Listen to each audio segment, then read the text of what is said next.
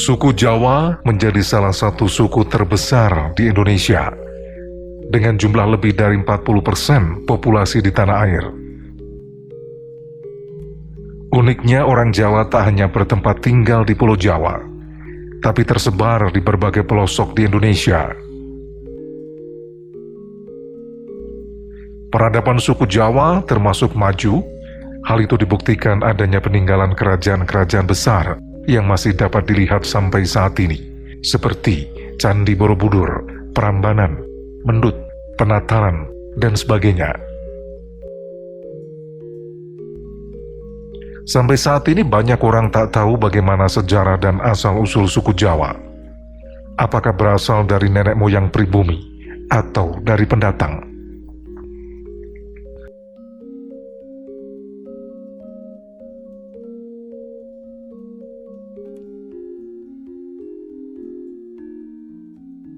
Menurut Bapak Tanah Jawa, orang Jawa berasal dari kerajaan Kling atau Astina.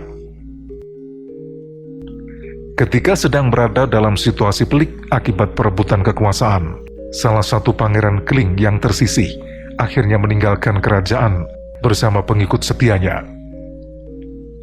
Ia akhirnya menemukan sebuah pulau terpencil yang belum berpenghuni. Pangeran Kling dan pengikutnya saling membantu membangun pemukiman dan mendirikan kerajaan yang diberi nama Javasekvara. Menurut Bapak Tanah Jawa, keturunan Pangeran Kling dan pengikutnya itulah yang kemudian menjadi nenek moyang suku Jawa.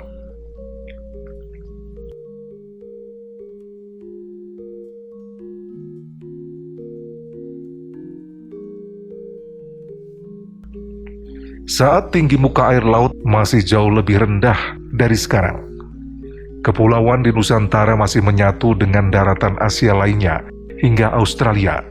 Kemudian terjadi musibah yang menyebabkan air laut meningkat dan beberapa daratan tenggelam, sehingga terbentuk pulau seperti yang kita kenal saat ini. Tulisan kuno India menyebutkan adanya seorang pengembara bernama Aji Saka. Ia menjelajah ke berbagai penjuru sampai akhirnya menemukan Pulau Jawa. Ia adalah orang pertama yang menginjakkan kaki di Pulau Jawa. Aji Saka dan para pengikutnya menjadi nenek moyang suku Jawa. Legenda Aji Saka itulah yang berkaitan dengan mitos terbentuknya fenomena alam di Purwoda di Jawa Tengah, yaitu letusan lumpur Beletuk Kuwu.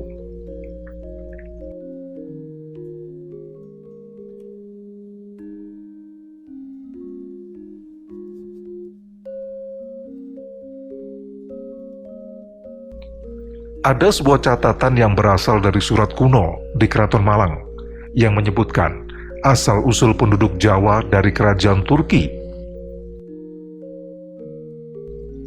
Pada tahun 450 sebelum Masehi, Raja Turki mengirim rakyatnya untuk mengembara dan membangun daerah kekuasaan di wilayah yang belum berpenghuni. Migrasi dari kerajaan Turki itu dilakukan secara bergelombang dalam periode waktu tertentu. Salah satu gelombang yang dikirim dari kerajaan Turki akhirnya menemukan pulau yang subur dan ditumbuhi banyak bahan pangan. Karena merupakan daerah yang subur dan memberi keuntungan, akhirnya mereka membangun pemukiman. Selanjutnya semakin banyak gelombang migrasi yang berdatangan, hingga akhirnya pulau itu dinamakan Tanah Jawi, karena terdapat banyak tanaman jawi yang tumbuh.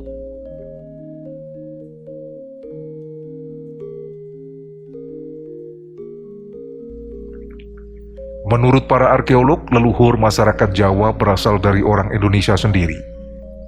Hal itu diyakini dengan ditemukannya fosil manusia purba di beberapa daerah di Jawa, seperti Pithecanthropus erectus dan Homo erectus. Sehingga menurut para arkeolog, orang Jawa berasal dari penduduk pribumi.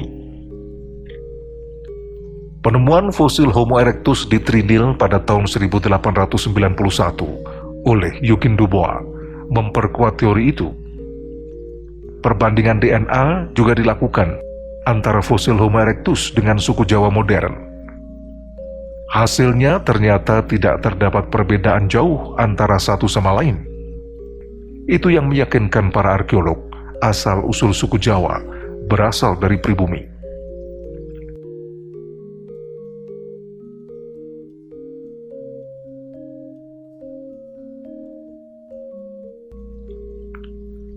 Para sejarawan ternyata mempunyai pendapat berbeda.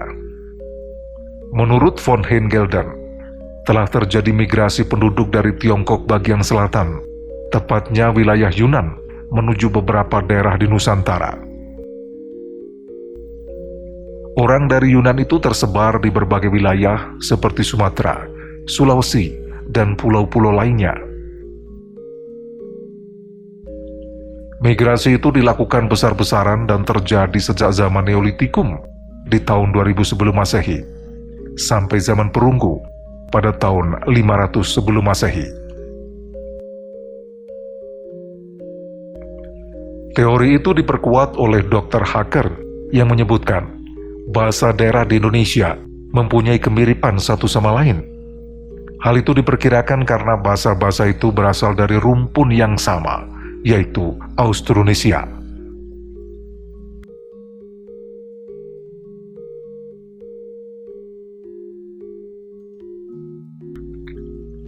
Suku Jawa mengalami sejarah panjang yang sama seperti suku-suku lain di tanah air. Pada masa kejayaan agama Hindu dan Buddha, mayoritas orang Jawa menganut kedua agama itu. Salah satu kerajaan Hindu terbesar dan terkuat yang pernah ada di Nusantara dan berasal dari Jawa adalah Majapahit. Ada pula Candi Borobudur, peninggalan dari masa kejayaan Buddha, yang menjadi ikon di Indonesia, bahkan telah menjadi salah satu keajaiban dunia. Pada masa keemasan itu, orang-orang Jawa belum membentuk satu kesatuan yang utuh, melainkan mengidentifikasikan diri sebagai rakyat di mana ia tinggal. Selanjutnya diteruskan dengan masa kerajaan Islam, di mana agama Islam mulai masuk dan berkembang di Jawa. Kerajaan Demak menjadi salah satu kerajaan yang gencar menyebarkan agama Islam, sehingga hasilnya mayoritas suku Jawa memeluk agama Islam. Adat istiadat dan tradisi suku Jawa sangat dipengaruhi oleh budaya kejawen dan Hindu-Buddha akibat interaksi selama lebih dari 1000 tahun. Semua itu tercermin dari kebiasaan, tradisi, hingga adanya kesenian khas Jawa. Selain menjadi populasi etnis terbesar di Indonesia, suku Jawa bahkan menjadi kelompok etnis terbesar keempat di antara umat Islam sedunia.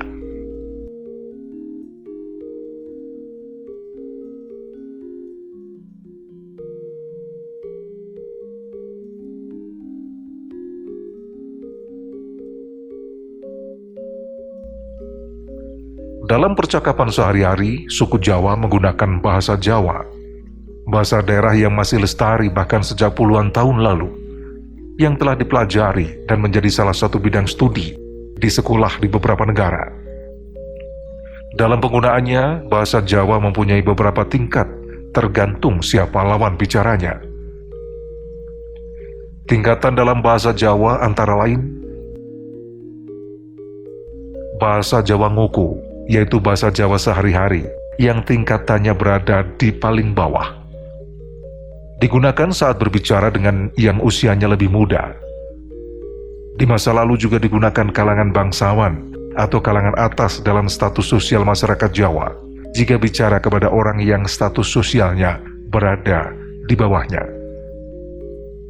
Bahasa Kromo Madyo adalah bahasa Jawa yang dituturkan saat berbicara dengan orang yang dianggap sederajat. Bahasa Kromo Inggil dipakai saat bicara dengan orang yang lebih tua atau orang yang dihormati, serta orang yang kedudukan sosialnya berada di atas.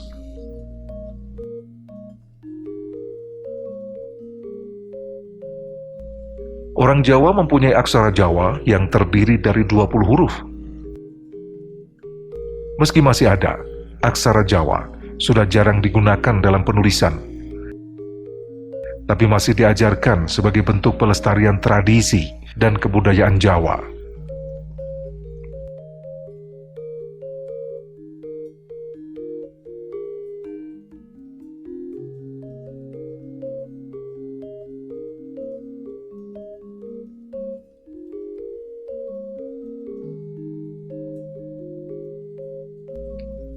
Wayang kulit adalah salah satu kebudayaan Jawa yang dipercaya dikembangkan oleh Wali Songo. Pagelaran wayang kulit umumnya menceritakan kisah-kisah bermakna kehidupan. Misalnya cerita Mahabharata dan Ramayana yang disesuaikan dengan kultur Jawa. Pementasan wayang kulit dilakukan semalam suntuk dengan iringan musik gamelan.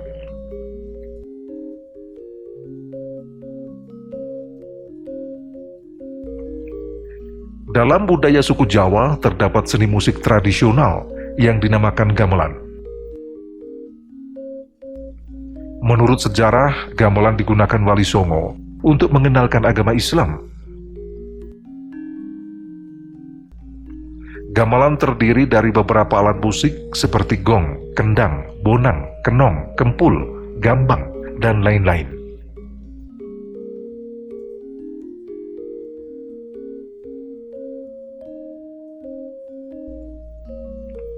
Membahas tari Jawa tentu sangat banyak dan beragam.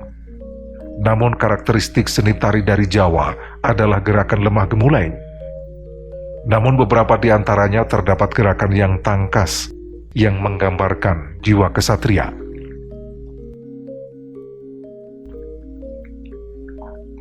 Tarian Jawa biasanya berkaitan dengan unsur kejawen, misalnya sintren, bedoyo, reok, kuda lumping, dan beberapa kesenian lainnya.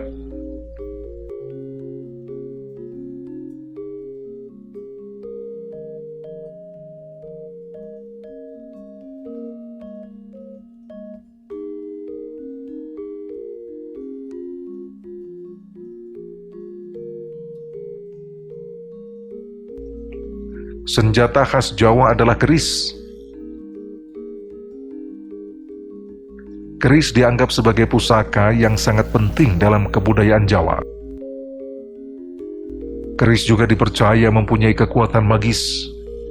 Misalnya, keris yang dibuat oleh empu, yang ditempa, serta diberi mantra-mantra tertentu. Salah satu legenda paling fenomenal adalah keris Empu Gandring yang terdapat dalam kisah atau sejarah Ken Arok.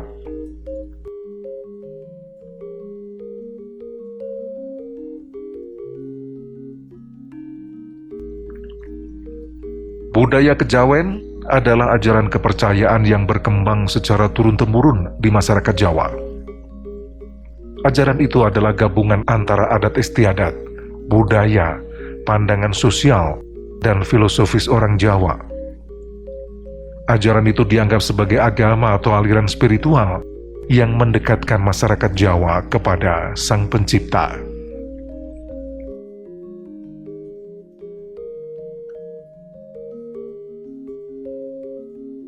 Orang Jawa mempunyai pandangan hidup atau falsafah tersendiri. Misalnya, urip iku urup, artinya hidup harus bermanfaat. Mangan ora mangan sing penting kumpul, artinya bersamaan lebih penting daripada hal-hal lainnya. Atau nerimo ing pantum, yaitu menerima pemberian dari Yang Maha Kuasa.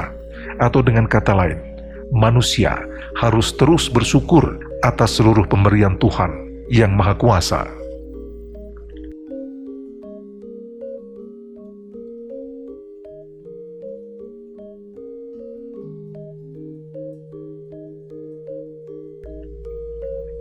Masyarakat etnis Jawa mengenal kalender atau penanggalan berupa perpaduan antara budaya Islam, Hindu-Buddha, Jawa, serta Eropa.